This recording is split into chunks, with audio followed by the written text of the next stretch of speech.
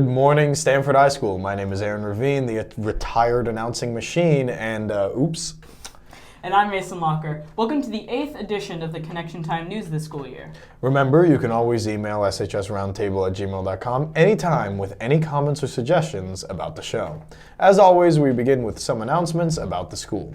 As most people probably know, the district recently released a policy prohibiting students from ordering food to be delivered to the school, primarily banning mobile apps like Uber Eats. In addition, earlier this school year, the Stanford High administration released a policy permitting certain students to leave campus during specific times.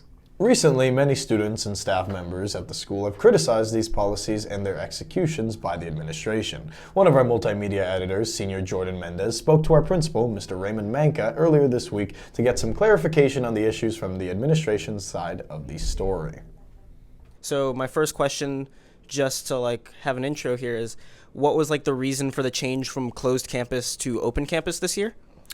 Well, it actually started last year, and it was 2 years ago a group of juniors, approached me and really tried to lobby and negotiate for some sort of senior privilege. So there was a lot of red tape that had to be taken care of in regards of talking with the district folks and being able to develop a document that would be representative of the expectations of what our privileges would look like. We started at semester 2. It was only during lunch last year, but now our open campus for seniors allows our students to leave any period that they have a study hall or during lunch. Oh, okay. That clears a lot of things up, because another question we were going to ask you is it only study hall or is it also lunch periods? So we are allowed to leave during our lunch period. Yes, it's stated in the document, and if not, that can be corrected to be more implicit. In the document, it also stated that seniors would get a badge saying they were allowed to leave the building. Mm-hmm. Is there any update on that? Are we still going to be getting those, or is there a sign-in sheet that we should be using? Well, there is a document on the website that's the sign-in sheet, and that was collected probably right after Thanksgiving until about winter break. The person who was going to create them for us, he retired, and so that process is now transferred over to somebody else. They're in the middle of working on something for us, and it's just been a little bit longer process than ideally taking. So we're on the way. Alrighty. Another question I'd like to ask is, what entrances should students be entering the building from? Since I know for some students they're not quite sure since they've been turned away from some entrances. We want to be able to enter back into the building where we've got adult monitoring. So right now, where we have adults monitoring on a regular basis are our front door, is the trophy case door, that bank of glass doors, and then even should it be so on the north driveway down at the cul-de-sac entrance on 7, those are where we've got adults. Could we have some clarification on the food ban when it comes to ordering food to the school? So is it just that ordering food to the school isn't allowed, or are we not allowed to have outside food come into the school? Food deliveries are banned, and that's a Stanford Public Schools initiative. That's not necessarily something that originated from Ray Manka at Stanford High School.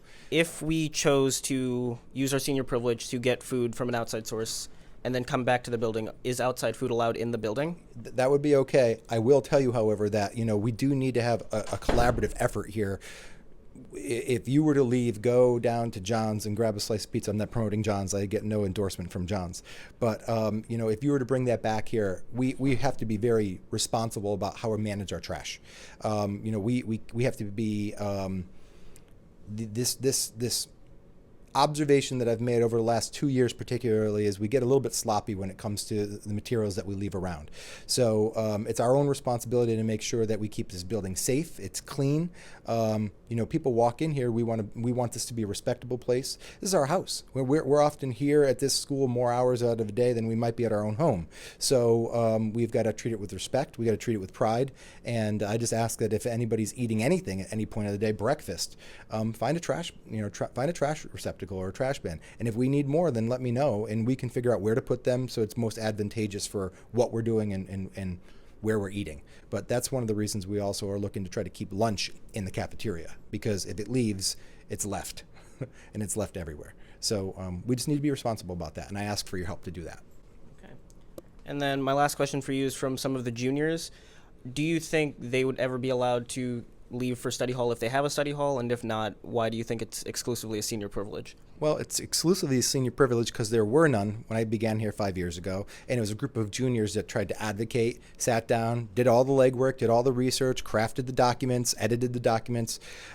They're responsible for this. So it was something that I thought was developing, not just research and communication and sitting down and being responsible for trying to champion change. I respected that, and no group of sophomores or juniors had come to me ever and tried to do the same thing. Recently, there had been some people who approached me on social media, and I'm certainly willing to talk to a group of sophomores or juniors who are interested in doing something similar. And I'm not opposed to being able to offer this for the 2021 school year. It actually would couple nicely with the schedule change that's prospect to join Stanford High School for the next school year. It would work almost synergistically to allow our juniors to have that opportunity. But that's documentation and paperwork that we'd have to go through, present to the board. It's lengthy. It's a couple months of us getting approval. So not opposed. It's just we haven't started the process yet. Okay. Well, thank you for your time, and thank you for the clarification on everything. Sure. Great job. Yep.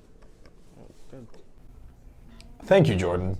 Moving on, we have some very positive news about a teacher here at Stanford High. On February 12th, Stanford Public Schools announced that our science teacher, Mr. Jahangir, is a finalist for the 2020-2021 Teacher of the Year. The committee judged the candidates based on the following criteria: outstanding teaching, exceptional student support, exemplary community involvement, and finally, positive influence on school culture. This year, 4 teachers received finalist status and 2 received semi-finalist status. They also announced 7 Stanford teachers as Spotlight Award winners as a separate acknowledgement for their success in the areas mentioned before. In the next phase of the Teacher of the Year process, each of the 4 finalists submitted a 30-minute taped class lesson for review by the committee. What you are seeing now is an excerpt of Jahangir's submission video. The committee considered these videos, along with the interviews and all other materials submitted during the course of the program, to choose the district's first finalist and Teacher of the Year winner. On Wednesday, February 26th, Jahangir reported to the roundtable that the committee informed him that he did not win the grand prize, but we still want to acknowledge him for achieving finalist standing. And now, as always, we send it over to one of our sports editors, Joe Nathanson, for his regular sports update. What's up, Black Knight Nation? My name is Joe Nathanson, and today I'm solo dolo on the Roundtable Connection Time News. Welcome back to the Sports Center. Here's what's going on in Stanford High sports. As the winter season is coming to an end, the girls basketball team finished 6th in the FCIAC this season with a 11-5 record in conference play and a 15-5 record in out-of-conference play. In the beginning of the season, the girls were off to a great start, and it didn't stop there. Injuries hit the team hard this year at a crucial time of the season, which drastically affected their record. The Lady Knights pride themselves on quality scoring from their guards and a solid bench to pick up slack when needed. They are ranked among the best girls basketball teams in the FCIAC for a reason. They are confident and determined to conquer whoever they compete against in the FCIAC and state tournament. This upcoming Monday, March 2nd, the girls play their first round of states against Amity at 6:30 p.m. in the Cusco Gym. Be there and get loud.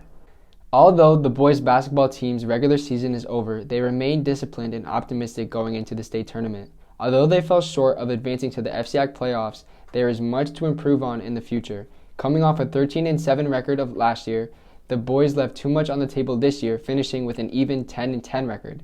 In the last 2 games of the season, the Black Knights played 2 very competitive teams. Trinity Catholic, surprisingly, holds the second best record in the FCIAC. Going into this game, Coach Latour and his team knew they had to outperform them, but in the end, it resulted in an 81-61 loss. On Monday, February 24th, the boys held their senior night in the final regular season game against Wilton. After being up in the first half, Wilton came back to win 58-56. As for the boys hockey team, it was another great season for them. Finishing with a record over 500 was a goal that they achieved diligently as they capped their season off with a 4-game winning streak. In their last game, they clinched an FCIAC playoff berth, setting them up for a great position in the near FCIAC tournament. A lot of success came from the core of seniors on the team this year and the impact they had as a whole. Senior captain Jason Marchese says that the boys hockey team is more ready than ever to face the tough competition that the FCIAC holds. However, they are even more ready for the upcoming state tournament. Hungry for another state championship, they have been preparing for this the whole season. That's it for Stanford High Sports in this segment of the Sports Center. My name is Joe Nathanson, and I'll catch you next time. Thank you once again, and good luck to the Black Knights with the rest of the winter sports season. We now break from the news for a quick message from the Roundtable's advisor, Mr. John Ringel. Hey, what's up, Stanford High? This is John Ringel. I teach the journalism and communications classes here, and I advise the Roundtable. And I thought I'd maybe come on here and talk to you guys a little bit about why, if you're a sophomore or a junior, you should think about taking journalism next year. But instead of talking about it myself, I thought I'd pass it on to some of the kids in my class so you can hear the real deal. Here we go. I mean, it's a nice class. It looks good for colleges, and you get to have like experience in the real world. So, yeah. Okay, so if you were like me when you joined, you didn't have anything that you were really doing, so it's nice to just be a part of something. As well as the fact that, like, if you take it for your junior year and then want to continue, you can become an editor next year, and that's always fun. Well, this class made me decide what I want to do in college, so definitely take journalism. It's really fun. Mr. Ringel is like the best teacher at Stanford High. Highly recommend. So journalism is a good class to take because it kind of gives you an opportunity to look into the world of journalism itself that like no other thing in school offers. And also you can make like great friends, and like the class is pretty chill, so like all you have to do is get your classwork done. Hey guys, you should take journalism next year because it's a really fun class, and it really helps you learn more about like stuff that's happening in the real world and makes you a much better writer too. I love doing the round table. It's like you can express your feelings, anything you go through, like Mr. Ringel and the team find a way to express that for the news to show you guys. I'm Kaylin and I'm out of here. Thank you, Mr. Ringel. We couldn't agree more. Now we move on to something really interesting. You might know Miss Bass from the Unified Arts Department, but what you likely don't know is when she was much younger, she took part in something called the New Canaan Experiment. And this experiment is still going on today. Here's senior reporter Angelica Martinez with more. Hi, my name is Angelica Martinez, and I'm here with Tracy Bass, family and consumer science teacher at Stanford High. Okay, and today I'm going to be asking her a couple questions. And yeah. So can you tell me a little bit about this whole research that you were a part of? In 1975, in conjunction with my college university, Norfolk State University, Norfolk State sent 10 interns into New Canaan, Connecticut to do their internship, student teaching. And as a result of the internship from Norfolk State College to New Canaan, I ended up falling in love with New Canaan and Connecticut and staying here to teach. But it would never have happened had I not been a part of that internship program at Norfolk State College. At the time, I lived in First Selectman Henry Noble's home on Valley Road, right across from Silver Hill Hospital. I took the school bus to New Canaan High School, where I conducted classes on child development. We had a child development lab and food and nutrition classes. Okay. And in what ways did this benefit you? It was a wonderful experience. It was the first time I, at that time, 21 years old, had ever left the state of Virginia. First time I had ever lived in an all-white home with all-white people. And it was a very, very rewarding experience. At night, the mayor would dine with dignitaries from all over the country, and I met a lot of very, very influential people. Are you still in touch with most of those people? Some of them have died off. Yes, I am. My friend who was principal of a high school in New Haven has retired this year, but we stay in touch back and forth. It's been very, very rewarding. Okay, that's good. All right. Is there anything else you would like to say about the research? Like any important factors about it? Well, I'd like to see something like this happen in Stanford. We're always looking for minority teachers, and the way Norfolk State and New Canaan solved that problem was to invite interns into the community to live with families. And a lot of the interns have stayed, and they live in Connecticut. I live in Connecticut. I live in Stanford. I moved my sister, who also was a graduate from Norfolk State, to Connecticut. She majored in business, and she worked for a corporation.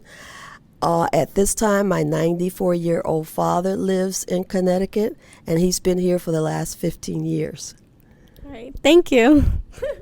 The lights are... I don't know how that is, and I was cracking up. Dope. And now, art.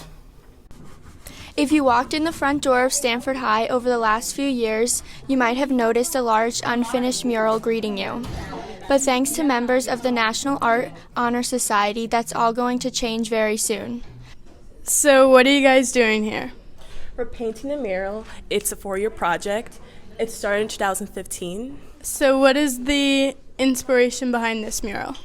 So this mural was actually a student-made artwork from about 3 years ago. I believe it was Miss Downer's student. And so we took it, we turned it into a Scantron, and we enlarged it, and we actually put it up here. And so now everyone is kind of putting their pieces together to make it their own. On February 25th, members of the NAHS resumed work on the almost completed mural, which they expect to finish by graduation. So what are some of the projects and activities you do around the community? So we do a lot of fundraising to raise money for our club. So all the little crafted things, handmade things that you guys see that we sell, the money goes towards different things and different fundraisers, such as raising money for students who are going to college for art. So at the end of the year, every student, or at least 2 students, get a scholarship, which is really awesome. Are you guys having fun doing this? Oh, no, it's fun. Yeah, it's good. I like it.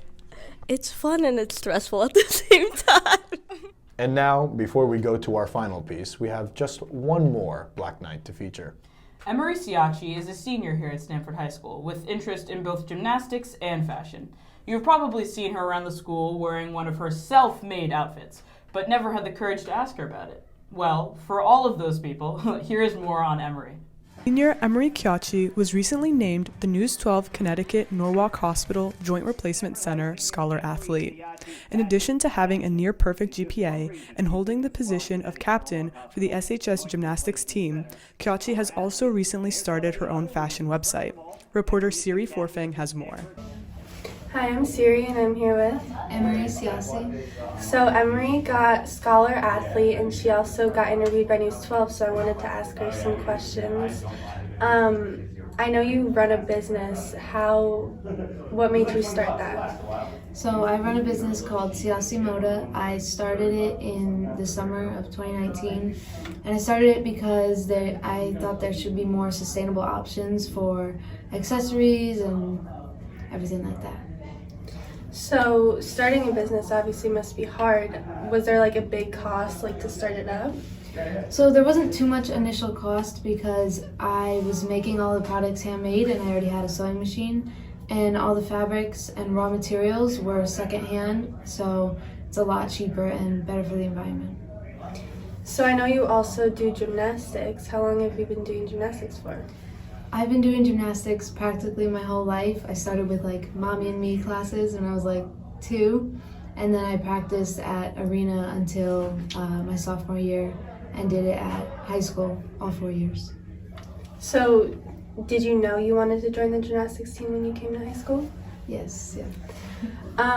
And so I know to be a scholar athlete, obviously school's very important, so how do you juggle your business, gymnastics, and school? A lot of time management. When I come home, I try and do my homework right away, then check on a couple orders, and then practice. It's really cool. So, and you also wanted to say? Oh yes. For upcoming prom season, I do prom dress alterations. Regular prices at any alteration seamstress could be upwards of $150. My prices are a lot more affordable and have the same quality, so please DM me at Siachi_Moda. Thank you. Thank you. Congratulations on your success, Emery. We can't wait to see what you do next. Great job, Emery, and good luck. And now, before we close out the show, we send it over to Kaylin Coleman to update us on what fun stuff the Roundtable staff has been up to. Hey guys, it's Kaylin Coleman. I'm back here with the Connection Time News. We sent a couple students out to try different food. So we took this Indian girl and made her try Spanish food, and we took a Spanish girl and made her try Indian food. Let's look at that. Okay, so day one we went to Casa Via, and basically this is a preview of the menu. There's a lot of options to choose from, so you'll obviously get something you want. We ended up getting chicken nachos and steak fajitas. This is basically a time lapse of us eating, and here's Nohana trying out the steak fajitas. This is how our plate looked like after we finished eating and everything. You can see we finished most of it. So now it's day two at Coromandel, and we had lots of different foods. So rice, butter chicken, naan, and this is a clip of Nelly trying out butter chicken. So our overall thoughts of both restaurants were like they were both really good. What do you think about Mexican food? Honestly, I liked it. It's pretty common though, so it wasn't something like different than like I normally tried. But like, how was Indian food for you? Don't look at me like that. Anyways, it was good. I actually really liked it because like I've never had Indian food, so it was kind of like a new. Yeah, like the spices and everything, like you've never kind of experienced. But I really liked it. Yeah, I like the bread. Both really good, and like we recommend both of those places. All right, Kaylin. All right, Kaylin, off your phone. Come on. Sorry. So we sent a couple of students out, how like students are always on their phone. So there's a screen time thing, and we went around the school to see how long students are on their phone. Let's look at this. Quentin, Q. And how many hours a day do you think you go on your phone? I'm at work, so it should be 0. Okay. Have you ever checked your screen time? No. Okay, go on your settings. Okay. And click screen time. Screen time. Yes. How many hours does it say? 4 hours and 28 minutes. And what are the top 2 apps you use the most? Snapchat and Instagram. No. And what do you do on those apps? I just view people's stuff and post my own. No. Hi, I'm Cynthia, and I'm here with Kevin Torres. And how many hours a day do you think you go on your phone? Like 6. Have you ever checked your screen time? Nah. All right, go on your settings and click the screen time and check. Right there. How many hours does it say? It's 8 hours and 22 minutes. And what are the most used apps? How did I see that? Oh, see all activities. Snapchat, Madden, Instagram. And what do you do on those apps? Well, I text my friends in Snapchat, and in Madden I just play football. In Instagram I just go through Insta. Okay, thank you. Hi, I'm Nicola Seeger, and I'm here with Olivia Polici. And how many hours a day do you think you go on your phone? Probably like 5 or 6. Have you ever checked your screen time? No. Okay, go on your settings and check.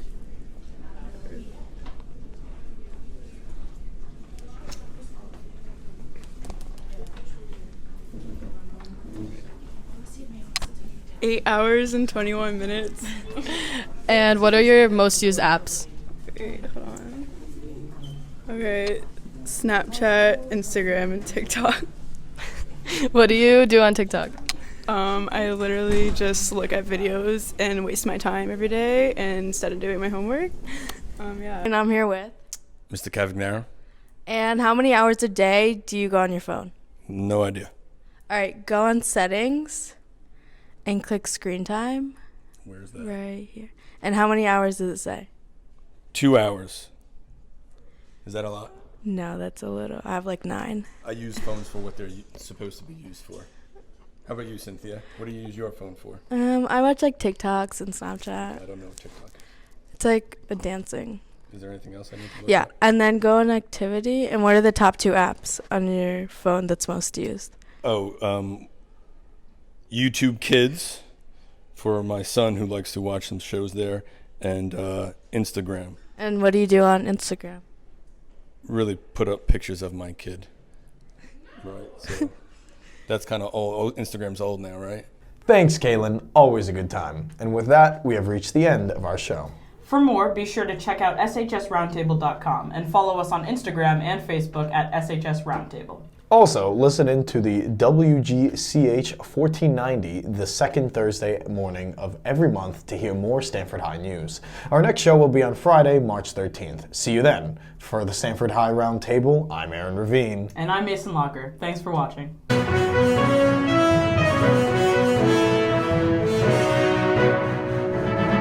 3, 2, 1. Gracias, Joy.